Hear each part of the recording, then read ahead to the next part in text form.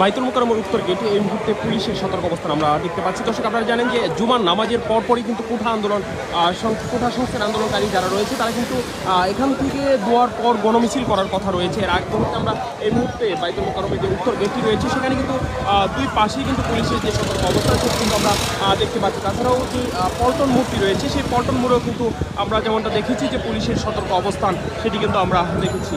এবং পুলিশের পক্ষ থেকে বলা হচ্ছে যে কোনো প্রকার অপ্রীতিকর ঘটনা এড়াতেই মূলত পুলিশের এই সতর্ক অবস্থান। এবং দর্শক, আপনারা জানেন যে বৈষম্য বিরোধী ছাত্র আন্দোলনের যে নেতাকর্মী যারা রয়েছে তারা কিন্তু কর্মসূচি দিয়েছে আজকে বাইতুল মোকাররমে তাদের নামাজ শেষে দোয়া শেষে কিন্তু তারা বের হওয়ার কথা রয়েছে, অর্থাৎ তারা গণমিছিল করার কথা রয়েছে।